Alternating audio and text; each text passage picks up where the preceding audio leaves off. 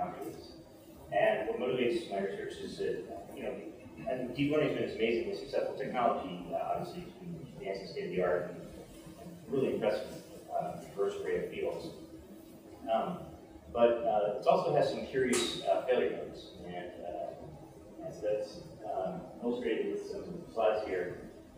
So you can take a model which has been very successful, for example, with training testing on ImageNet, but then to make some simple modifications to images can really be very deleterious on the accuracy of the network. For example, on the left here, just sort of leaves a little bit of color out of that image and goes from a plane to a sundial. There's a minor distortion here, turn the dog into a anchor maybe, or add some visual noise to hops to voltage. So these are all modifications that those known opportunities for their ability to recognize it. And there are other modifications I don't show here, things like blurring an image or taking an image and showing it to a cartoon in line drawing form, which again really distort the image ability to recognize. Other previous publications have shown effects like, well, context is quite important.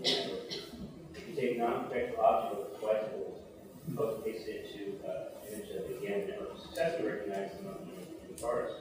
For example, suddenly the bicycle turns the monkey into a person, and the handlebar of the bicycle becomes a bird.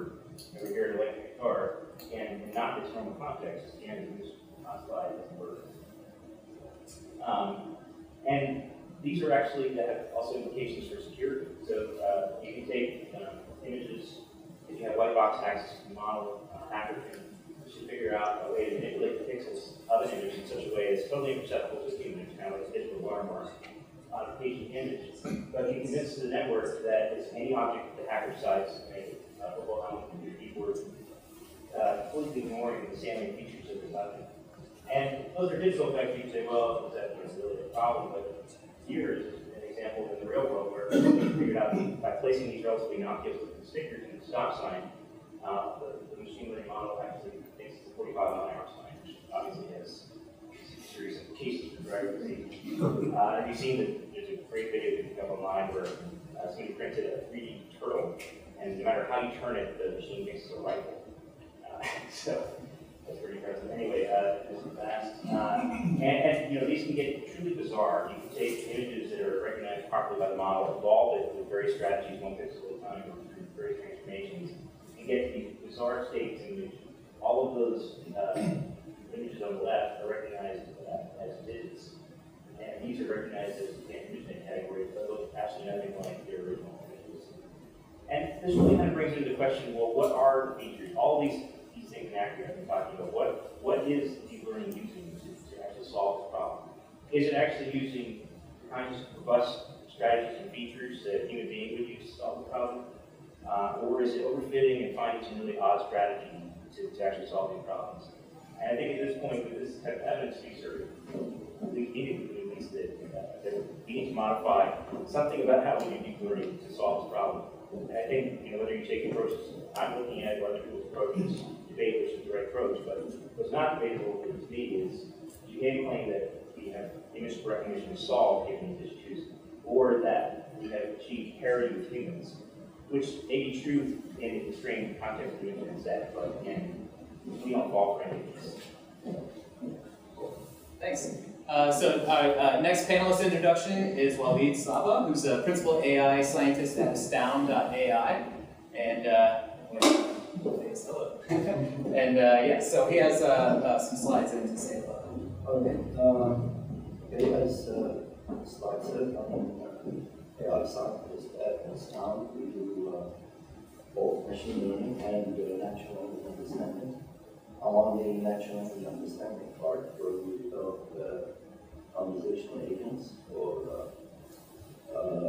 ITSM support management. We try to resolve issues employees in the company have in HR, IT, whatever, try to reflect with sophisticated dialogue management and contextual reasoning. That's what I do for a living. I'm an old-timer, and I might be on the critical side of this today. I've been writing for 5 years. Can you speak up? I can't hear anything here. Oh, okay. Where do I start? Okay.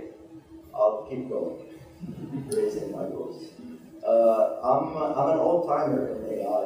I've been at this for 30 years before it was cool. Actually, even when it was bad to speak about AI, I lived through what we call the AI winter. When nobody wanted to hear about AI, I sold myself as a software engineer because I could do that. So I lived one period of extremism in AI. That's what caused me to speak about this. Now, deep learning is a great technology, right, for what it does. But my problem with it's beyond hype, actually. It got to a point where deep learning has been equated with AI. And technically, if you all know, equal means if and only if, it means these two are the same. So you see people saying AI /ML /DL / now Internet of Things / physicist / neurologist / so like Galileo, basically, they can do everything. And this is bad for the field. Because deep learning is a powerful pattern recognition technology. But to equate that with human reasoning, with the mind, with cognition, is beyond ridiculous. It's even unethical, by the way, perpetrated by the stars of deep learning, because they know. The young engineer now who's excited, I'm a data scientist, but doesn't know the science, doesn't know centuries of work in logic and cognition and linguistics and metaphysics and the problem of reasoning. But the 3 or 4 or 5 at the top, they know. But they still perpetuate this. By the way, elephants have neural networks. The difference between our brain and the chimpanzee's brain is unnoticeable. And they see, some animals see and hear better than us, by the way. But for millions of years, they couldn't speak and express thoughts and reason. So that's a very small technology, good for pattern recognition. That's it. It's dangerous to keep this charade. That's where I'm coming from. There are ample examples in language understanding, common sense reasoning, autonomous driving, that we need a lot more than this very good but limited technology. I didn't follow any of that. I think we got you. Yes. Somehow try to do the mapping. So yeah, let's. Okay, great. So yeah, next we have Aaron Liddell, who is Chief ML Scientist at H2O.ai. There we go. And you also have a few slides. And yes, there's the.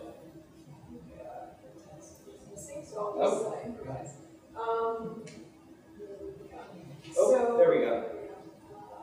Yeah, so I think my little spiel is going to be about AutoML, and Pedro also is AutoML, so we'll talk about this as well. But so kind of the background with deep learning, or the context right now is that it's becoming more accessible, but traditionally has been kind of this like priesthood of a few people at universities who, and there's some examples of these people right here. That's a photo of Nix a few years ago. So, you know, it all started with a couple of guys, and then it kind of grew from there. And so it's historically been a little bit inaccessible to the data scientists. So in the next slide, I will point out, so some of the things that have made it more accessible primarily is just software. And so TensorFlow, PyTorch, and I don't know if you have heard of Fast AI, which is a library on top of PyTorch that some sort of teaching resources on it. So that's kind of broadening the accessibility. So rather than like research code, now we have sort of easy, I don't know, but tools where normal people can use it harness. However, you can do a lot of crappy deep learning. Basically, it's hard to train models well, and it's hard to kind of know what you're doing. So, like there's so many hyperparameters to deep neural nets, more than your more traditional algorithms like random forest or GNN.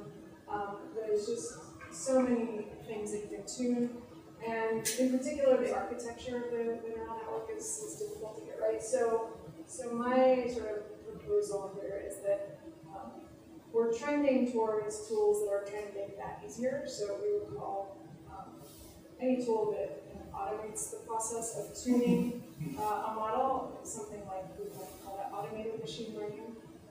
In this context, we might call it automated deep learning, but that's kind of what I see and hope is happening, is the tools are going to get easier and easier. I think fast AI is kind of an iteration on PyTorch that does some little bit of auto-tuning. It's not, I wouldn't call it an auto tool, but yeah,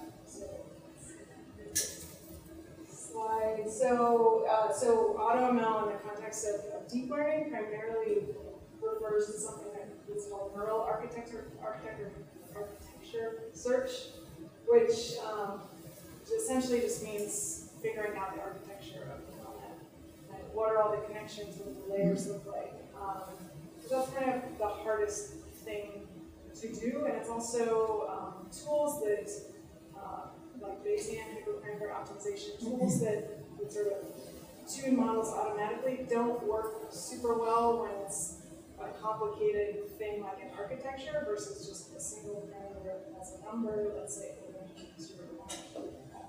So anyway, so neural architecture search is kind of what the context is for AutoML deep learning, and there's a couple different ways that you can do that, and the results are pretty good so far. And so I'll kind of finish by saying, so if we're trending towards tools that are abstracting away a lot of the sophisticated knowledge about how deep neural networks work, then you can kind of just think about these things as just models, and it doesn't matter what's underneath, whether it's deep learning or some other thing or some ensemble of models together. So I think like we're kind of maybe heading towards a more model agnostic approach to machine learning, where maybe people aren't, fetishizing deep learning so much, and it's more about getting that performance and making tools that are easy to use, and then people don't care so much about what's under the hood. And then of course you need to be a little careful, because then you want to think about non-repeatability and stuff like that. Excellent. Thanks, Aaron. And our final panelist is Pedro Alves, who's the founder and CEO at Apple. And go ahead and introduce yourself. Sure. So I've been doing AI for about 16 years in a few different fields. Opal is about using AI to build AI, but I kind of wanted to spend the time to just make 2 points that I think are interesting in the field of deep learning, and specifically where the 2 biggest areas are that need to be solved in deep learning. So one is, you touched the last little thing, you said model interpretability, model transparency, etc. The one example is the paper showing within ImageNet a model that's almost perfect on the difference between wolves and Siberian Huskies. They're very similar. How does it do it? So they actually look to see, with pictures it's a little easier because you can see what are the parts of the picture that are firing in neurons. And the network wasn't looking at the animal at all. 0 pixels in the animal told the difference between a husky and Siberian husky and a wolf. If the background had snow, it was a husky. If the background was woods, it was a wolf. Right? So the key message there is, what happens when that animal is on a vet table being operated on?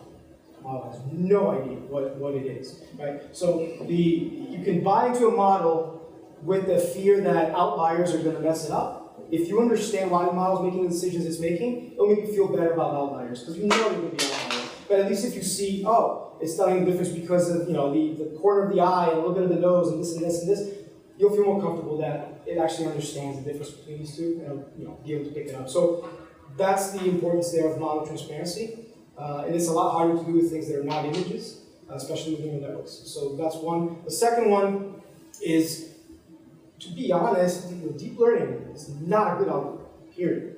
I don't care what you say. It does really well with images, but if you go to Kaggle, ask, there's some good Kagglers here, I know quite a few of the top ones, they don't win competitions with neural networks, period. unless it's images. And there's some exceptions with text. So how is that possible, and what is the reason for that? And I think that's where deep learning needs to develop, because, for example, if you have a data set that's separated by a line, really simple, 2 features, right, so 2-dimensional, and it's separated by like a curvy line. If you have an algorithm like random forest, the way it works, the lines that a random forest draws as the decision boundary go to perpetuity, meaning if the random forest sees data that's here and here, and it draws that line to separate, that line is going to continue going up, which is how a human being would draw it. If you draw it and you say, well, there's no data up there, but if you had to, you would do that. Neural network. There's no such guarantee. The way a neural network learns, it could be doing this. And because there's no data there, there's nothing mathematically that's bounding what's happening out there. And that is terrifying because you know that in the future you're going to get data in that space.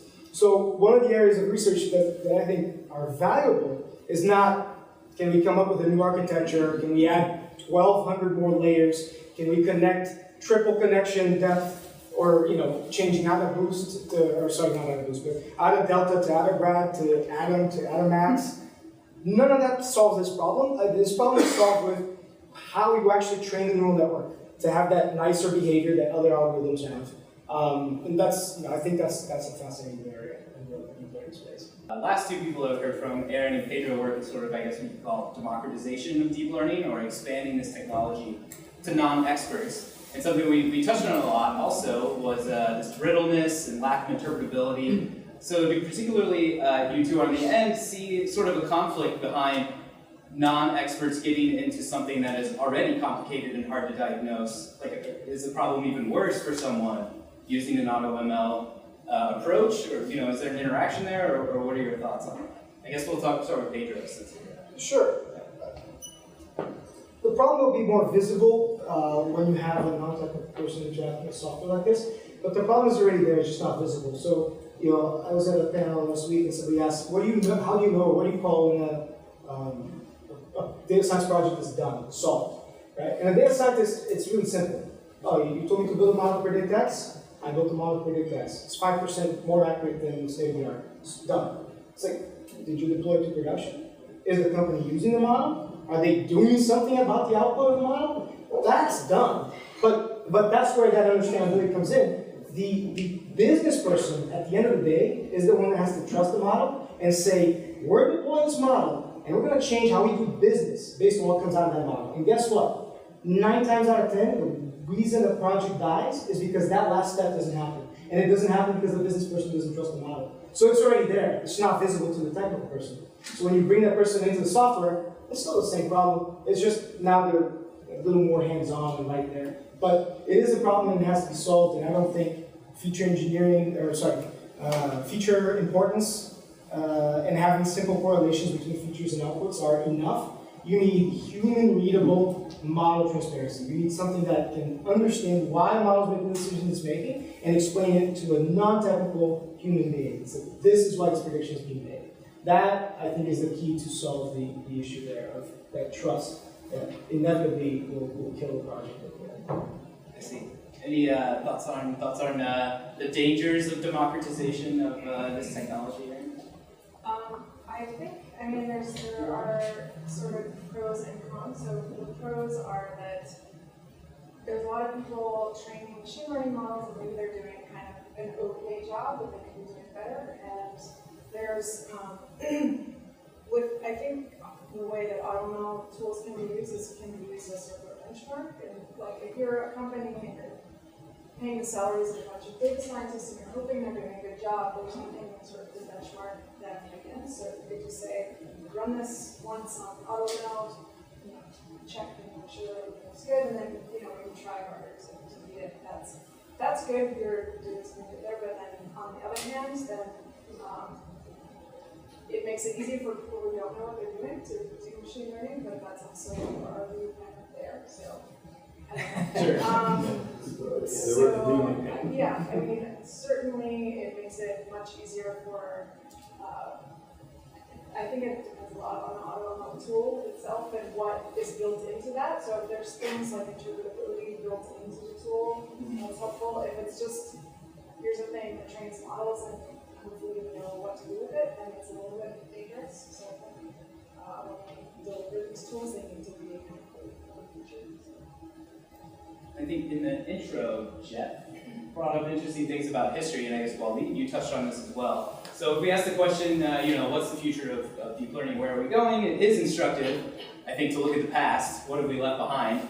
And I think, Waleed, you in particular have opinions about sort of, previous areas of studies that are getting left behind. So neural networks were popular in the 80s. What was popular in the 70s that we should be paying attention to? Or kind of, what are your thoughts on what are we leaving behind that is maybe problematic if we lose a generation of training? That's the question of the day, right? Look, in the 80s when I started Could you, maybe I think a Yeah. bit louder. Can you guys hear in the back? in the 80s when I started AI, by the way, I started AI because I was opening the university catalog, and by accident I saw a course titled Artificial Intelligence. I thought, that sounds good. That's what I'm going to do. In the 80s, neural networks were the likes of Jeff Hinton and Ruben. They published 2 volumes called Parallel Distributed Processing, PDP was known, classics really, and they introduced this paradigm, which essentially that's what deep learning is now, but with iterative layers. Because we have more computing power, we can crunch more data, and we can put more hardware on. But essentially, conceptually, there's nothing fundamentally that new. That's deep learning is as old as the early 80s, and actually can trace it more back. But with the development of the backpropagation algorithm, which was powerful, that was a monumental time to how to train neural nets and beyond linear separability. And that was huge. But back then, the symbolic school, which is logic and linguistics, formal semantics, and all those knowledge representation. Now some of it is coming back under the banner of knowledge graphs, ontology, and so on.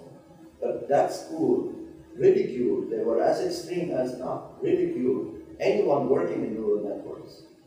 And actually in HGI or AAAI, the most important conferences in AI, if you submitted a paper on neural networks to AAAI, forget it, from the title. Now the same is happening, but for the other camp. And this is bad both ways. My take on all of this is past, present, and future, is science doesn't work like this. Science is ideas from all over, especially the mind. We're not trying to simulate the brain, the physical matter, but the mind, cognition. That's a big problem from Aristotle and before. It cannot be reduced to one paradigm. It's silly to say that the human mind is few activation functions and an algorithm called backpropagation, which is 6 lines of code. The human mind is a lot more than that. We do probabilistic reasoning, we do logical reasoning, we do inductive reasoning, we do deductive reasoning, we do statistical reasoning, we do default reasoning, we stereotype, we have common sense reasoning. It's a huge problem. My take is, before it's too late, because we're starting to have a very dangerous situation where we have a generation of people that equate AI with deep learning. That's dangerous. Let's start to mellow down, read few logic books, few linguistic books, few cognitive science books, to really appreciate the difficulty of the problem. And let's work together. There are good ideas from everybody. Semantic priming, how the concepts relate to each other. There are memory, short-term memory, long-term memory. Neural nets are forgettable systems. They don't have memory. You train a neural network on something. You change the rules of the game by one thing, they have to crunch it again. That's not how cognition works. If you rotate an image 1 degree, you didn't train me on that.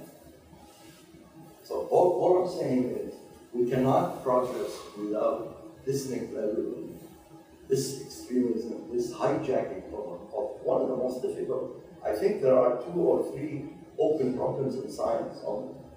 One of them is cognition. This is a big problem. It cannot be reduced to a simple paradigm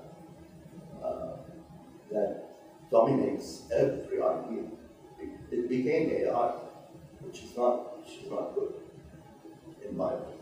Does anybody want to weigh in on the opposite side, where you say, like, our brains are just neurons, like, there's probably not drastically different physical processes going on in my neocortex versus whatever region of the brain that I don't know. So I'm not a brain researcher. Anybody else on the panel feel differently? Well, it's not even clear that what our brains are doing is in deep learning. For example, deep learning is have to rely on supervised training. Like a squirrel doesn't have supervised training. It still manages to pick that environment. So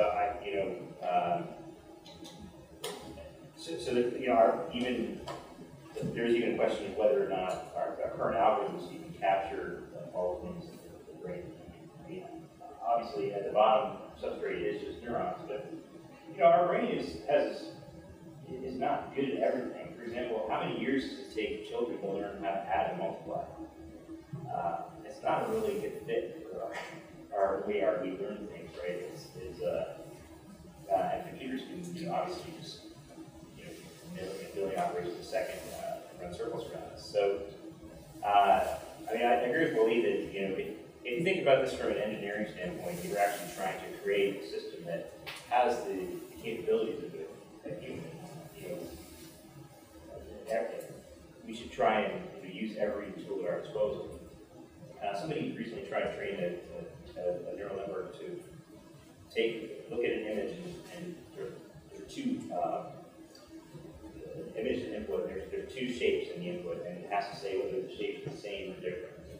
This is not something that a deep neural network has the right architecture to do. It's very difficult to get that if you're doing something like that. Obviously, there's a much simpler way to do that task with other approaches.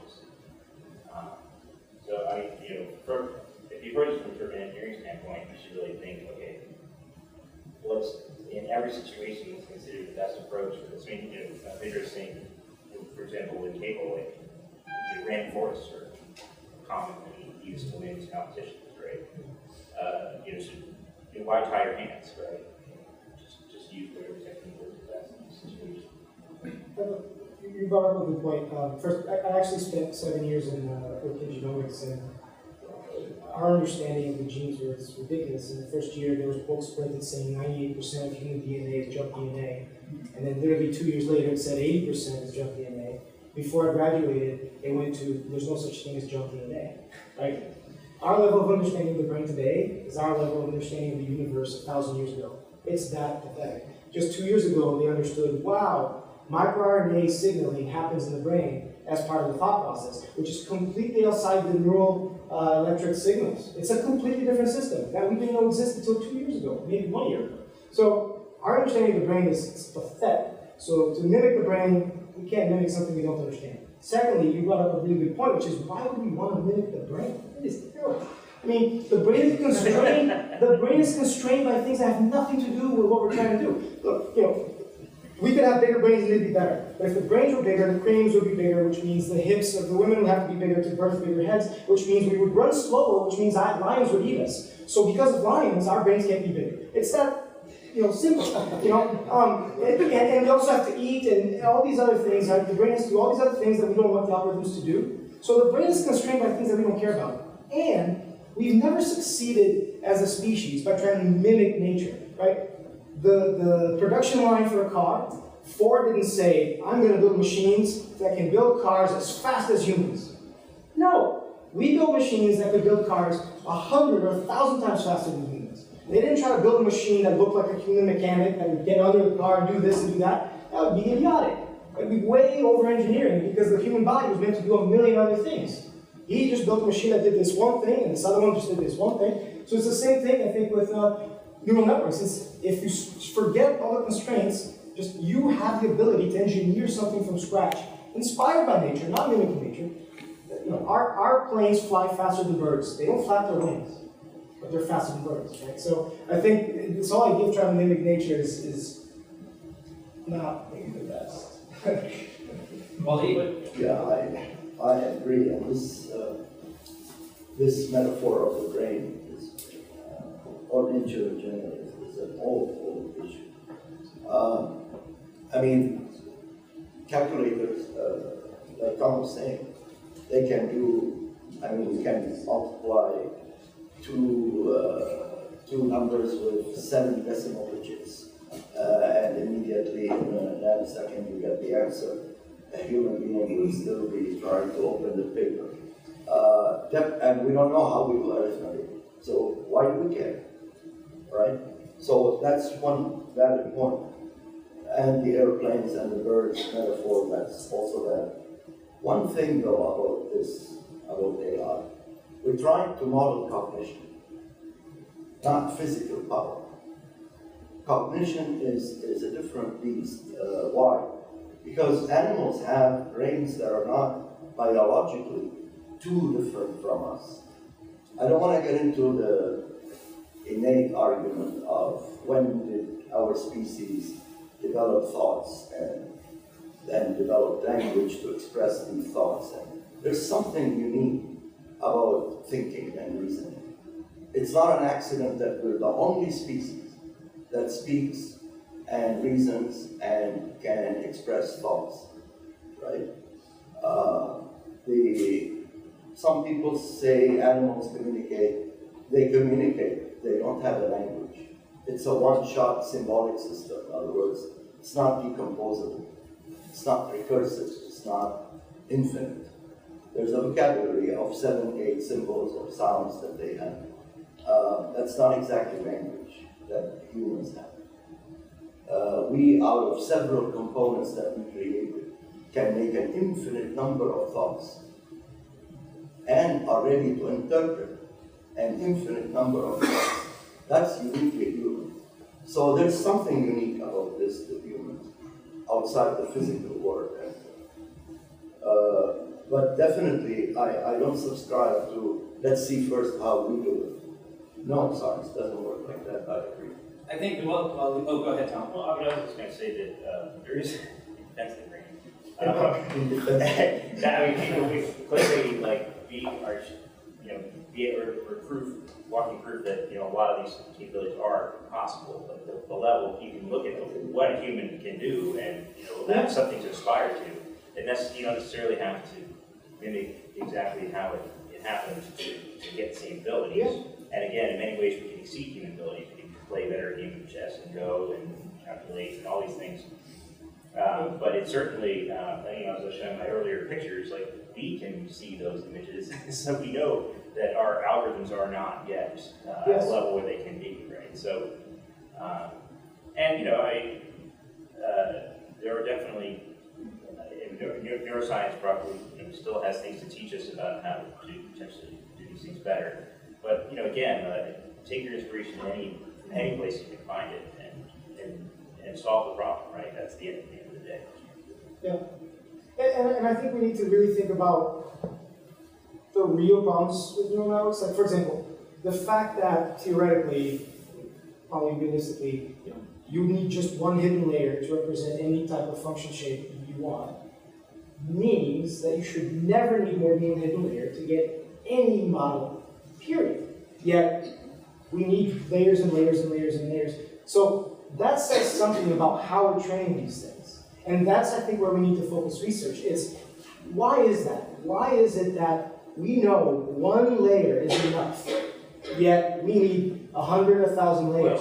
And I think we need to, well... I mean, that's kind of that's a little misleading if you don't know. But I mean, how big a layer and how much training data. So yes. So I mean, a model is a combination of some constraints dictated by the model architecture itself, which encodes some kind of constraint about the problem, the prior about what you think about the problem, plus the training data. So the closer the model architecture starts to a certain solution, the less training data you need. Or if you have a completely generic machine, that can do anything, has ultimate flexibility, you're going to need a lot more data to train it, right? So I think there is something you said for choosing a model architecture that reflects some constraints around the problem.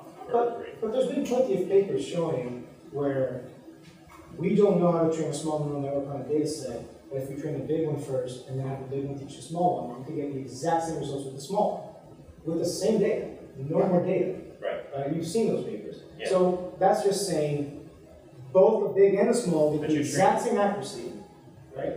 But you're training the small one based on the big one. Yes, but there's something about what the big one's doing to Yeah, data. I agree. That's actually probably closer to what the small, so in other words, the small one may be, it's not training off the original data, it's training off the first Right. model. Yes. The small data model may have more relationship to the bigger model than it did to the original data. I mean, so you Right. can't skip that step and No. train the bigger model. Well, we should be able to. We can't today with the technology Right, right. today.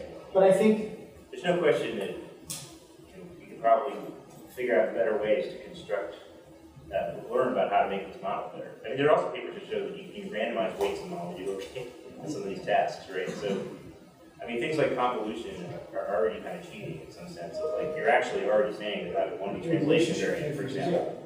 So that's baking a constraint. You know that the problem, yeah. you know that image recognition should be translation variant. So you're making weight sharing for convolution constraint that the model already can't not be translation variant. Yeah. And that doesn't have to learn that from the data, right? Actually, you're just putting that assumption into the model, okay? Which So that's is sort of one of the starting big close to reasons. the finish line. Yeah, which is one of the big reasons neural networks do so well with images. I mean, that is. I always think the convolutional trick is the unsung hero, right? Right. Well, that's like some of these random weight papers. Yeah, you can actually show that some of these networks do pretty well. Not much training at all. That's great. So go ahead. Yeah. Wally. It's not exactly related to this discussion, but one point you brought up is there is a theoretical result that if you have one hidden layer only, you can approximate theory goes any function.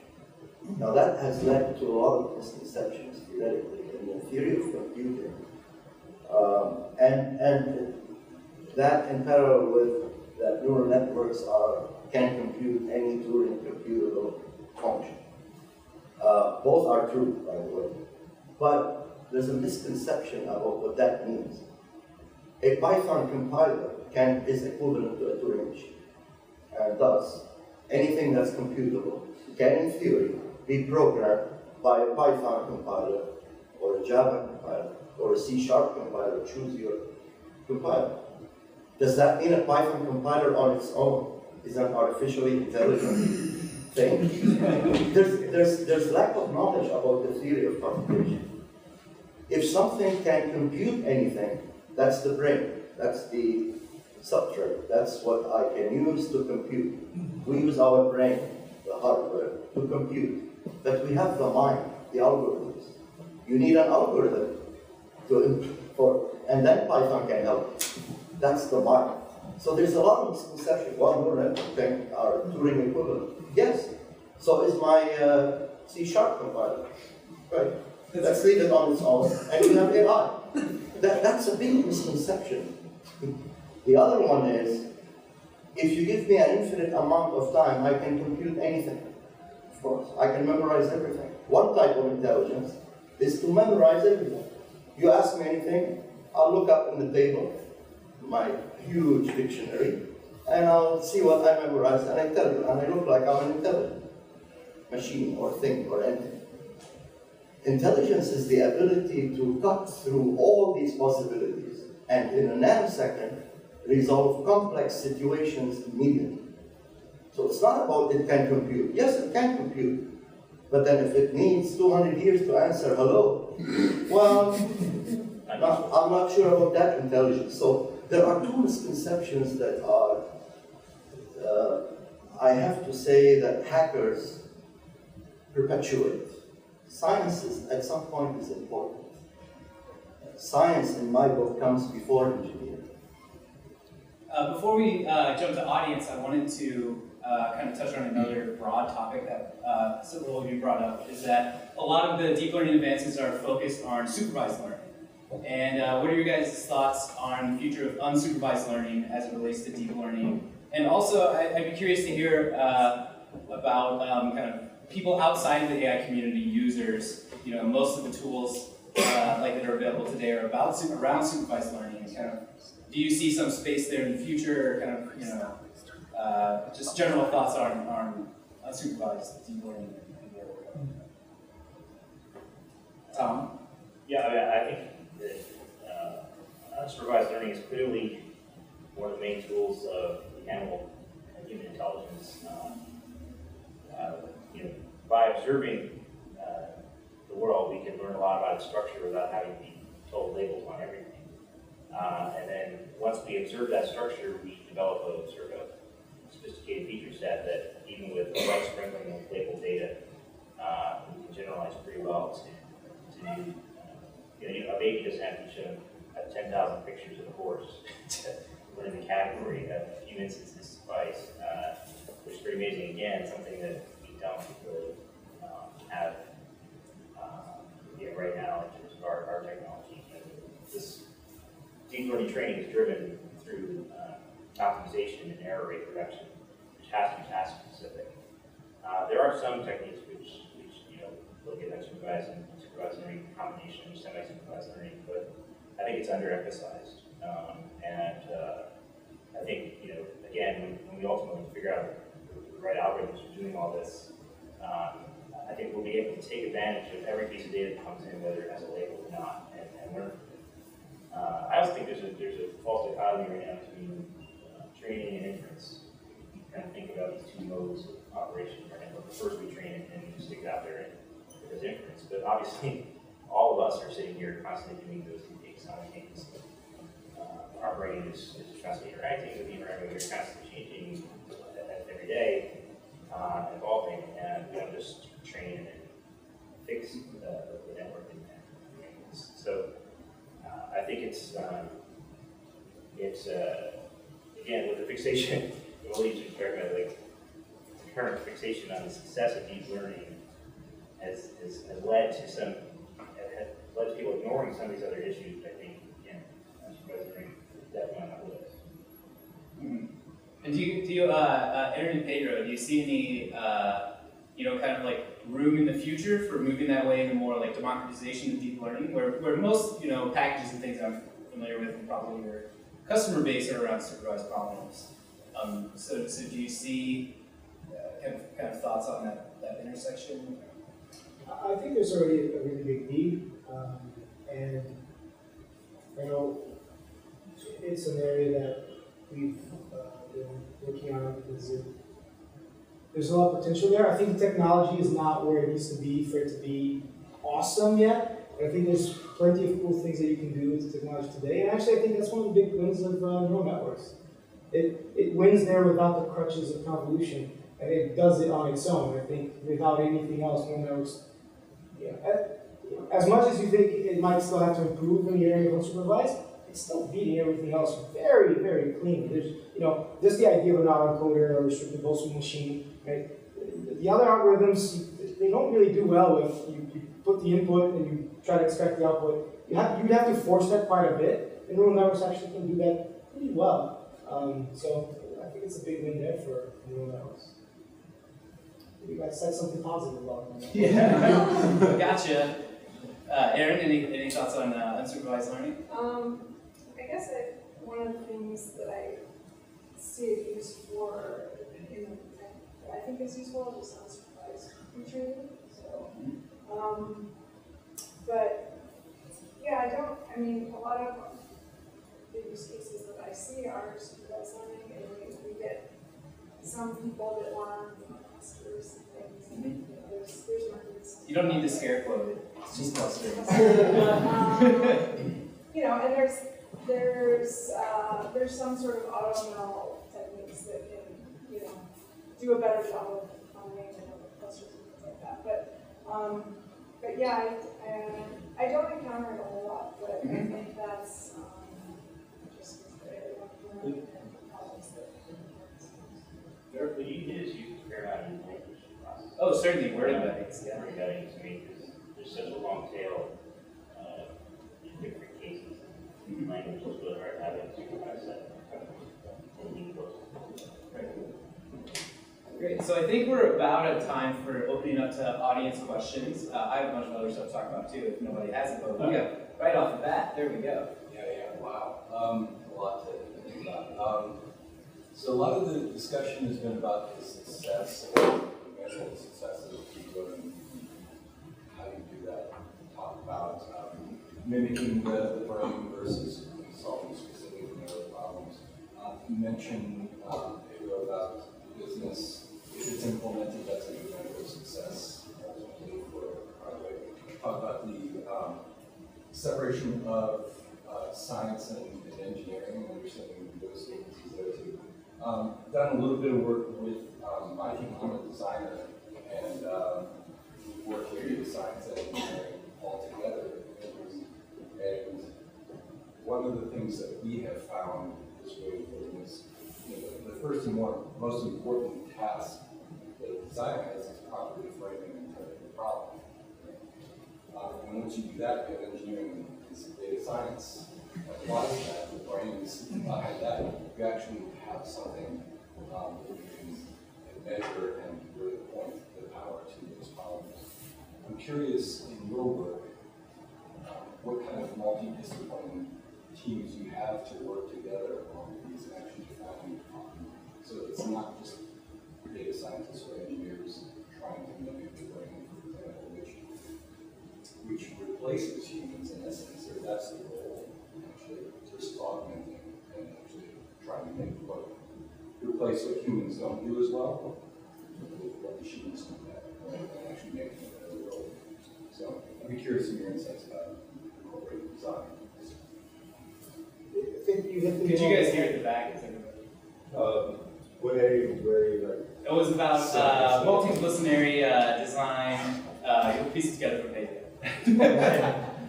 So the question is, you put together these teams, and a lot of the times it's dysfunctional. If it's functional, you're probably the exception. You have the engineers, you have the scientists, data scientists, you have people framing the problem, right? And then you pass it on. So I believe the data scientist 2.0 will not have to know 90% of what they know today, right? I think having to know that much is like requiring a jet engineer to fly a plane. He just has to worry about building the engine. You train a pilot to fly a plane.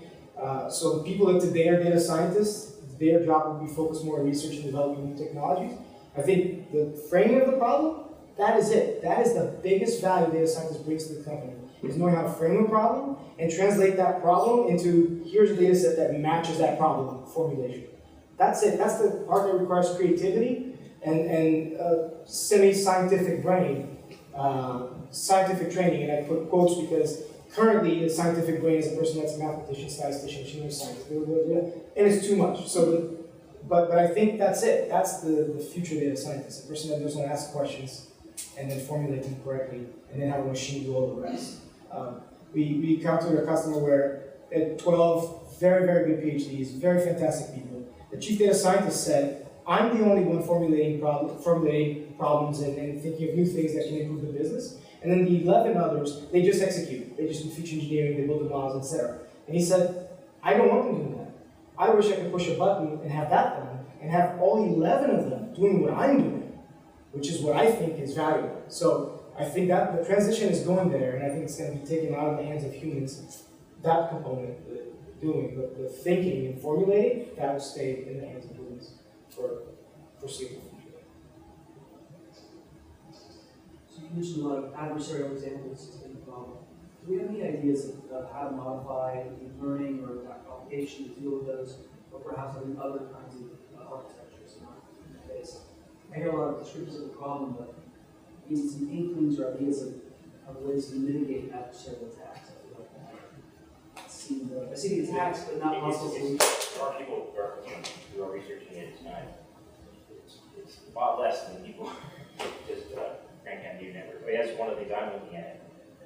And I think what I'm looking at is actual modifications of how the algorithms work. And in some sense, actually constraining a lot more. I think one of the problems is we basically have these universal function approximators during these problems. They're kind of analog computers in some sense. and they have uninterpretable inner workings, etc. So I'm looking at models that have much more discrete interpretable internal states. And in the same sense that, and the analogy, an analog, the reason we don't use analog computing is that it's very vulnerable to noise. It's perturbation, right? Digital computing, one of the major advantages is that you run digital computer a billion operations a second and never makes an error because it has built-in error correction. You severely restrict the legal states in time, computer, and this just 1, 0. Any drift of voltage off the rails is immediately corrected. And therefore we can have error-free computing at a billion operations per second. And so we have these, what I would describe as, again, analog machines doing these tasks with these uninterpretable uniless hidden unit activations. If you can drive us much more towards, again, discrete interpretable states that come up with component-based explanations of your inputs, not only is it more robust to extra attack, but you can actually use the states inside the network to do other things. So, for example, if you get to the last state of the network, you don't know what the object is, but you can identify components that suppose you saw some rear loaded vehicle you've never seen before. You know it has wheels, and you know it has various other components, so you think, oh, this must be a vehicle. You can start to reason about it. So you can, if all of the evidence you collected along the way to make that final decision is useful, even if you can't make that final decision, the previous layers of the network contain evidence that you can again use to do things like reason, etc. Yeah, please. How do you, I love the analogy of analog computers. If you don't have a continuous value, how do you have a learning algorithm that can know, find a gradient of, here's what Helter heard, the problem across millions of parameters. Right. Well, first, one answer to your question is, gradient descent is the only way to train. But and there are other ways to get around not the, but I don't want to get into it. But yeah, I think that, and I also think, I start off in neuroscience. I mean, the idea that your brain is implementing gradient descent is crazy. Oh no, it's not. It's a hack. So it's a brilliant hack. Right. I mean, no, it works, right? But it's entirely driven by supervised signals and error signal, and again, continuous functions, etc. And of course, in some ways, actually, the fact that you're using continuously differentiable functions opens you up to these vulnerabilities as well, right? Because then I can sort of find my pathway to some sort of weird adversarial example. And the discretization is kind of blocking you from doing that great extent also protects you from the adversarial attacks and the digital analog. So this continuity can actually be a plus. Yeah, I'm intrigued by this problem. Just I think a bit louder. Yeah, the problem of adversarial examples is not really an anomaly. I think that's at the heart of what this model is. This is a much bigger issue than we have these adversarial examples. Because there are two types of adversarial examples. You can now you can actually force it to classify something that looks like nothing any way you want. And you can change something slightly. By the way, it's not only images. It's been done to text, to audio. It has nothing to do with images. It's a lot easier with images because of the nature of the data. But what's happening is it's sort of like the advantages of neural networks are working against it. It's basically to find an example and classify it any way you want. You optimize in reverse. You see, when you're going forward, you're saying, what are the ways that will predict my data accurately the next time I show you new data? That's it. It's not that's it, but and so you have one unknown and two knowns, the labels and the examples. The unknowns are the weights, right? We know we can solve some equation if we have two knowns and one unknown.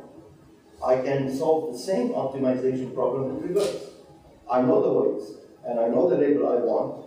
Tell me what data I should push for you. That's it. That's it, quote unquote.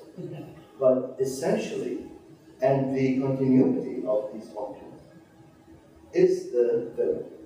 And without it, you don't have deep learning. That's the dilemma. My take on the adversarial problem is that neural networks are extensional models. I don't want to dive deeper into this, but they operate on numerical data only. I'm investigating this. I don't have a final say, but it's related to 3 times 5 equals 7 plus 8, although the two expressions are different objects. But numerically, they are equal. It's related to that phenomenon. But this is a huge problem, and it's a problem for the whole paradigm. It's not just something that we're trying to fix. I think it's not being approached with the, it's a problem for the whole paradigm, because the reason for it is the paradigm itself. It's optimization in reverse. Okay, you can learn this way, guess what? I can cheat you this way. It's also, you kind of brought earlier, is that, these are interpolative models, and they're only guaranteed to behave well inside the data set, but once you move out, right, they don't have any constraints on the behavior outside of the data points you're saying. So yeah, so and the adversarial stuff can happen a lot here, right? I mean, so it's there is right now, like, there's no provisioning for what happens in the extrapolative case versus the interpolative case. Did I say anything? Yes. So I'm curious, if you have to pick one thing, what would Just you, a bit louder. if you have to pick one thing, what would you say is sort of the biggest gap or issue right now in sort of machine learning in general? Is it Gap between machine learning and human intelligence? or just in the field, like what's sort of the biggest issue or gap you're seeing? Is it around diversity? Is it around adversarial examples? Is it around like democratize this for more people? Is it specifically around vision? What do you see as, if you have to pick one, what is the biggest problem? The question is very interesting, but it has many aspects. There's a business aspect of it, there's a scientific aspect of it, there's a technical aspect of it. On the science, adversarial examples are an issue, bias is an issue, word embeddings, and so on. On the paradigm, on deep learning as an AI, in my view, there are issues that we shouldn't go too far before starting to integrate other hybrid approaches, because it will not scale. We already lost some time by being stubborn, and this thing will do it. I think it's time to start looking out and seeing what's out there and how we integrate bottom up and top down, because we do both. That's on the science. There are many aspects to it.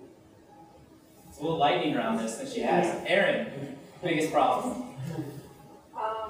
So I mean, we've all kind of touched on this a little bit. Deep learning is an issue, and the focus on a particular set of methodologies to solve machine learning problems, I think, is an issue. But I think maybe some of the reasons behind that are things like, for example, all of the research has been done at like advertising companies like Google or Facebook, and then they focus on very particular set of problems like image data or video data or things like this, which requires deep learning. So like all the research is kind of focused around these particular things, and I think we're missing out on a whole bunch of interesting things that could be developed because of this very strange pull that we have, and it just happens that it's around these companies. So that's maybe not the biggest problem, it's just something that we really about. Pedro, biggest gap. Biggest gap, so people imagine AI is here, the media, and we wanted to get to the ceiling, which is general intelligence, self-driving cars that are awesome. So there's this big gap here, but to get from here to here, we need a ton of imagination and also a ton of getting to where we think we are, because this is where we think we are. AI is actually on the floor, and that gap is bigger than from here to the ceiling. And from the floor to here is actually catching up with the height, and that's scientific work to get it from here to there. The biggest gap is not even that. The floor is here, the ROI that companies get on AI is 1,200 feet underground. That's the biggest gap. It doesn't require science to get from there to there. It requires some because you need knowledge, understandability, knowledge, expandability. But companies, the amount of companies that actually make money from their AI teams instead of just spend money on their AI teams is a big problem. So yeah. Hey, Be cool, man. The people Be writing the cool. checks, the people writing the checks to pay our salaries, they already know that. But I would also say Tom, that, biggest gap. to your point though, I think that the companies are making a good margin off of what I would just call general data science of like, so for example, when Google launched click-through prediction for their ads, rather than just doing strict bidding, they got a 30% boost in revenue, right? That's feature. And so there are places where you have a lot of data and you're applying it to business, and you can apply it to things like advertising, marketing, whatever, all of these things, and not even AI, it's just some basic data science that you get a lot of return. Now, I think the biggest problem is that, so I have an Alexa system at home, and it's sort of useful, but it's quite frustrating. And yet, to really replace a human, so you can get to that 80% solution pretty quickly. And so, for example, people want to replace customer service representatives with a chatbot, and you can replace a lot of what a human does, but then there are always going to be these gaps where just the computer is sort of mimicking a human in some weird way, but like it's not really understanding you. It doesn't really understand the world and understand a lot of things that, for trickier problems, it's going to have to really understand. So in order to get to a true replacement for a person, an all-around replacement for a person, which you couldn't tell, a real Turing test, and, it takes a huge amount more than we have now. We have these things that are in certain ways mimic human abilities, like recognizing images and recognizing speech. But those are just point solutions. And we have this big goal where we want to make a machine that's smart, actually intelligent. And so when I ask Alexa, a question, it doesn't give some bizarre answer, and I just get frustrated and give up, right? So, so it's. I mean, yeah, I think those are good examples of all the different gaps that are in there. But I mean, for me, one of the things is like the dream is, we can actually really replicate intelligence in the long run. We're going to keep going on questions, I think, to keep churning. No, go ahead. Quickly, I mean, I agree with both. I mean, there's the Holy Grail, and there's the applied side of this. Yes, language understanding that's my passion. That's what I do. Is years away because it involves common sense reasoning and all kinds of. We have to resolve how to use sarcasm, metaphor, and games. It's a huge problem. But still, if I have a conversational agent that can answer employees in the company, and I can deflect, I don't have to deflect 100%. In the end, I can always go back to what we used to do and say, I'm gonna put you in touch with a human. But if I can deflect 30% of tedious work in a big enterprise, that's huge. So we're beating down on AI, but AI has been doing a lot of good work in recommendation systems, like at Amazon. When you go and click on a book, it's registered somewhere what you like to read. There are AI algorithms that are doing smart things. So we've been beating down on AI, but AI is delivering. But when we say gaps, we're talking about gaps, like Tom said, that intelligent machine, which passes the Turing test or whatever you want to call it. But AI is being applied successfully and doing amazing stuff in many verticals. GANs, do you also consider GANs as matching patterns or as like a variation of it, and maybe in reinforcement learning? And follow-up question is, you mentioned hybrid paradigms, like what are some of the promising like one hybrid to attach deep learning to? What would it be? I'll weigh in on the second part. I'll let them weigh in on the first one. Thoughts on GANs? I mean, they do cool things like, you know, they can make pictures and stuff.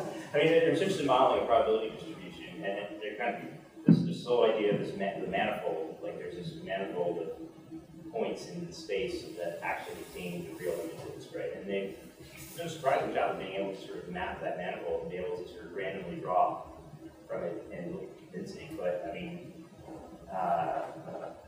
you know, I don't know what applications they have beyond sort of in generating kind of interesting looking pictures and text and whatever.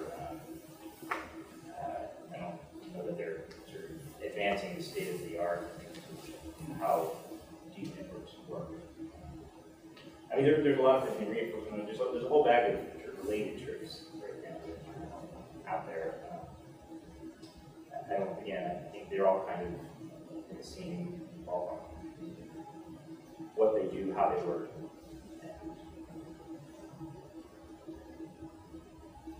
Yeah, the age-old question of hyper-resolution, because I think we obviously do all kinds of reasoning, not just generalizing from signals. And there's proof that sometimes we don't need hundreds of examples. My kids, when they were 3 or 4, I drew a 6 twice, and that was it. So we obviously do high-level reasoning, and centuries worth of work on so many ideas from cognitive scientists and logicians and mathematicians. So I think, and some people have tried some hybrid approaches. It's sort of related to the unifying theory in physics between the quantum and the higher level of physics.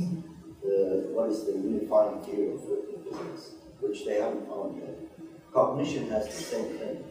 In a sense, we do learn from bottom up, but we also put our high-level reasoning on top of what we are learning. It's sort of a cycle. If I knew how this hybrid thing would work, I would probably be in Bermuda now, but that's what I hope at least some effort will go to. That's the opportunity. Extremism on any side is not good. Cognition is a very complex thing. Some of the reasoning, cognitive science world. Yes, combining these great ideas from everywhere. Like for example, my external examiner in my PhD was at Berkeley. He was a visionary back in the 80s, late 80s, early 90s.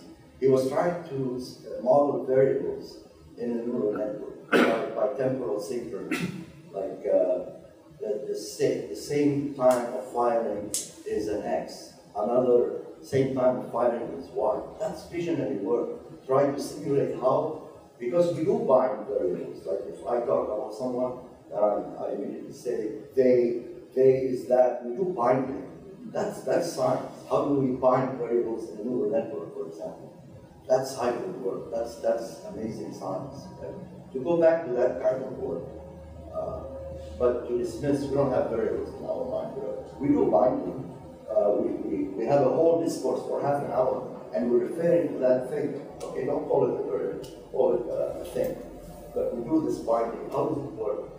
Combining scope and binding with neural networks and that stuff. Short-term memory and neural networks, how do we store things. So that to me is amazing science. That's AI. I think you've been trying to hop in for a while. Yeah, no, I had a follow-up question on the adversarial machine learning that you guys spoke about, and what Pedro mentioned earlier on future data scientists just asking questions and they're not kind of building models themselves. So the question I had was, since there are these sort of InfoSec and QA issues around, the data integrity, does there need to be a lot more development and of the QA process when it comes to deep learning before we sort of get to that ceiling? And are we ever going to get to that point where you're only asking questions and where humans are not really building those models? Does that make sense? I kind of combined the 2 points we raised earlier. Can you explain the QA part? So, yeah, sure. because we spoke about sort of the adversarial machine learning where you don't know there's the outside data sets, how they are being interpreted by algorithms. So if we are ever to get to a point where the data scientist is only asking the questions and they're not building the models themselves, so we don't have enough enough clarity on how the models are performing. I'm just trying to understand, how do you get to that point, from point A to point B? What needs to happen on sort of the model integrity or model transparency side, so that we can even get to that point where You're worried about people building a model that has security flaws. yeah, But if they're not experts. right, exactly. Yeah.